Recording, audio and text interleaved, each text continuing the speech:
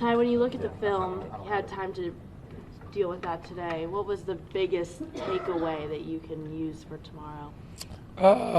I think the main thing, obviously, is we just turn the ball over a lot. If we can cut that down, get more shots on the rim, it probably changes the trajectory of the game. Just some boneheaded plays for me down the stretch. So I'll fix that tomorrow. How do you fix that? Not just you, but the whole team fixing those uncharacteristic things. Yeah, I think just settling in. I think a lot of our turnovers were unforced, just our mistakes playing. I don't want to say too fast, but I think just like our decisions, we made quick decisions, and that's what we've done successful all year. We're going to continue to do that, but I think there was just some incidents where just some miscommunications between guys and things like that, so we'll fix it. I know you're always such a positive guy, but also sometimes your own worst critic. How do you balance those two and try to put that heartbreaker behind you and move forward? Yeah, I think I was pissed yesterday, very frustrated at myself just because I felt like, I let that one get away. I feel like I was, a big reason for that getting away from us as a group. But I think what I've learned in, this playoff run is that you just got to move on. You know what I mean? The minute you start dwelling on things that have happened in the past, things can get bad. And we understand, we still have another game here. We could go back home with the series tied, and we like our chances at home, against anybody. So it's just, moving on and understanding that that's one game, and, you take the good with the good, the bad with the bad, and you move on. What was the key to finding success in your offense against their defense, especially with the pick and roll? You guys were able to get to the rim a lot. But it also looked like they were trying to give that up rather than some threes to you guys. Yeah, I think just random movement. That's an elite defensive team, one of the best defensive teams in the league. They do a great job of switching and staying in front of the ball. But teams that switch, the more random you play, the harder it is for you to be guarded. So we've had success offensively against everybody in the NBA. We're going to continue to do that. But we just got to keep playing random. I thought in the fourth quarter, my bad. Fourth quarter, it probably slowed down a little bit too much, not getting up and down. And we got to just continue to play with that pace for 48 minutes, and, good things usually happen. What's it like having a former teammate on the other side, O'Shea? I know he was saying leading up to the series, you and him were talking a lot coming into it. Do you talk to him during it? Which is just like having, a former teammate on the other side. Yeah, it's cool. Obviously people know me and O'Shea. It's like one of my best friends. But yeah, usually we get dinner or something before we play, but we're not doing that during this. There was just a lot of chit-chat between us the whole year, because I told him we were going to play in the Eastern Conference Finals all year, and he kind of laughed at me. So here we are. But yeah, we don't really talk much during the games. I'm sure we'll have a lot of conversation after. When you talk about moving on, you guys have moved on from some losses throughout the playoff run. Just what have you liked about the way you guys have responded after whether it be blowouts or some games that you thought you slipped away from you like that? Well, I think that's what we do. I think that's part of who we are and our identity as a group. We do a really good job of moving on. When things don't go well, where we can get better is moving on when things do go well. In this instance, obviously, I feel like that's one that got away from us, and you lose. And I feel like we've done a good job at responding all year. Even in that game, start down 12-0. In the third quarter, they got up like 10. We just kept responding, and they know we're not going anywhere. So, we got to continue to sustain playing the right way for 48 minutes. By default in this series, you're guarding an all-star, fringe all-star, whatever. How did you feel like you did defensively, personally in that game, and as a team, how do you feel like you guys did? Individually, I thought it was all right. There was some lapses with Drew in the post, or he had the backdoor cut when he was going for a screen. But I felt like I battled. I felt like us as a group, we just did a good job of showing our hands as much as we could and forcing tough shots. Like you said, they're all stars. You know what I mean? That's a special group of guys. But as much as we can, we're just trying to force. They get to ISO jumpers a lot, trying to force them in the in the 2-point area as much as we can. But and finish possessions. And I feel like last series has helped us be prepared for that, because we played the best rebounding team in the NBA. So as long as we can finish possessions, keep getting extra possessions offensively, we'll be fine. You talked about not dwelling, but you've obviously adjusted well game to game. Basically, anytime you said, I'm going to get better tomorrow, you end up being better. But how are you compartmentalizing so that you're taking the lessons and not, making it, I guess, a problem for you mentally? What does that require to get both out of it? Yeah, I think I think film study, And not getting too high, not getting too low. I think that's really the biggest thing for me. Like I think throughout the course of a series, you're going to have good games, you're going to have bad games. It helps that we're playing Jason, so Drew is here by default, so I'm watching film with him, literally every day. So that helps. But I think throughout this playoff run, I've had, some really good games, some of my worser games of the whole season, to be honest. And I think just understand that happens through the course of this. And win, lose, good game, bad game, they're all lessons. Like, it's my first playoff run.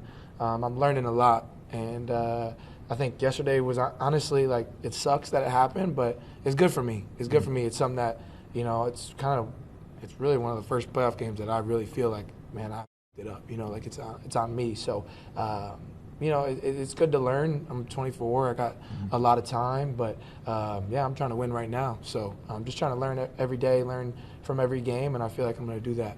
You mentioned the runs to start the game and throughout there. There was runs both ways. That's playoff basketball. But short of coach having to burn a timeout, what can you do to kind of manage that and keep that crowd from getting so raucous? Yeah. I think that for us, like, they shoot so many threes, they make so many threes. There's going to be a 6-0 run, a 9-0 run that's going to happen. But I think just still running on their makes is the biggest thing, honestly. Like, when you start to slow down, they're so elite, especially, D. White and Drew at the point of attack, when you're slowing down and they can angle you, send you where they want you to go. But the more you're flying up and down the floor, I think it's human nature when you make shots to, celebrate or kind of relax or whatever. So I think that they understand that, make or miss, we're coming right back at them. And I think that can kind of help settle us in. You made a point of saying after Game 7 you guys have the best bench in the NBA. You talked about that all year, the importance of the depth, but obviously you guys have, the bench has had more minutes, more points, more attempts, more rebounds than anybody else in the playoffs by a pretty long shot. What's been, beyond just the production you got out of those guys, and how important has that been for for starters in general, the fact that you guys have been able to stay fresh? What's been just the total cumulative effect of having a bench that you've relied on, Rick's been willing to rely on in this playoffs? Yeah, it's been great. We got a lot of great dudes on our bench. There's 6 or 7 guys on our bench that can really, help contribute, if we need be. And I think that's the great part about our team and the construction of our team is just that, if our starters are playing well, and our bench isn't, that's okay. If our bench isn't playing well and our start, or vice versa, or whatever, I think that helps. But I think when we're both really clicking, we're a really tough team to beat, because I think that we just got fresh guys in the game at all times. And I think that helps us play the way we want to play, which is, to wear on teams for 48 minutes, and it's a 7-game series. You feel me? So it's not about one game. Like even in the New York game, I remember I got a question after that game 1. Is it disappointing that you lost that game, even though they're playing so many minutes? It's like, no, because it's not a one-game thing. It's how can we wear on them throughout the course of a series. So, I think it's just a kudos to our group. Everybody staying prepared, staying ready, whatever need be. There's lineups sometimes. We had a lineup up there yesterday, me, TJ, and Andrew, all of our point guards on the floor at the same time. So, we have a lot of different lineups. We have a lot of different ways to attack. We play small ball, sometimes with Pascal and Obi in there at the 5. We play big sometimes with Pascal, Obi, and Miles. We can just mix it up and throw different looks at teams, so it helps a lot. The All-NBA list comes out tonight. What would that mean to you to be included on that? Yeah, that'd be cool. I'm not going to lie. Obviously, we know the financial benefit for me, and, I think it's just fruits of my labor. Would be cool to see that appreciation shown in my game, but we're here in the playoffs, and honestly, if it happens, cool. If not, it is what it is. We move on, and, I want to win. I've said that all year, so here we are. Jeff and Eric, which you've got forever. The Celtics aren't a team that really forces a lot of turnovers defensively. It's all about staying solid, switching. How important is it for you guys to go deep into possessions? I'm not saying like slow down, but to have that ability to work it for a whole possession. Yeah, I think it's important when we get to like the second or third action, because against anybody really, I think what makes our offense so elite is we're not like a one-action team. Like, there's a lot of teams in the NBA who they run one action, they pull it out, and they run the same action. You know what I mean? And I think what we do so well is we run an action, it's not there, we swing it through, get to, a DHO or a blur screen, and it comes back. And, we run 3 or 4 actions. That's what makes us so tough to guard. So I think the more that we can do that, the better. And like you said, like I don't think they don't force a lot of turnovers, but they do a great job of staying in front, showing bodies. But I do feel like a lot of our turnovers were more on us than them. And when you watch the film, I think that a lot of people would agree with that. Like we had a lot of boneheaded just passes out of bounds. I dribbled off my foot like 3 times. Just some things that we can correct, and we will going into tomorrow. Tyrese, earlier in his coaching career, Rick called every offensive play from the bench. He's given you a lot more freedom. But what is his offensive influence on you and the way you directed offense? Yeah, that's a great question. I think that when I got traded here, just learning from him as much as I could, because that was like, kind of my first time of fully running everything. And we had play calls, but I didn't really know them. You know what I mean? Like I was kind of on the fly. Like me and Buddy were just passing the ball to each other, really. Like that was kind of the way that things were going. But I think just like kind of learning from him in what I was doing was really helping. Mike Weiner as well, because he ran the offense when I first got here. So being with those guys and picking their brain all the time really helped me.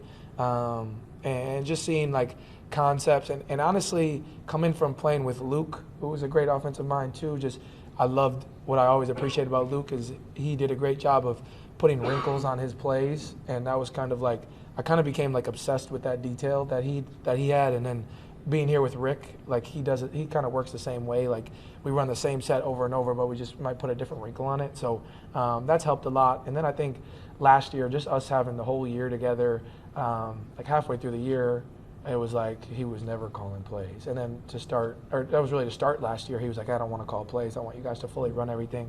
And right there, that gave me like the utmost confidence, because it was like, if this guy trusts me to run an offense, then I know I can do it, So it's really helped, like being able to pick his mind all the time is like something that I don't take for granted. It's truly a blessing to be around a guy like that. And I think that just speaks to the success we're having offensively.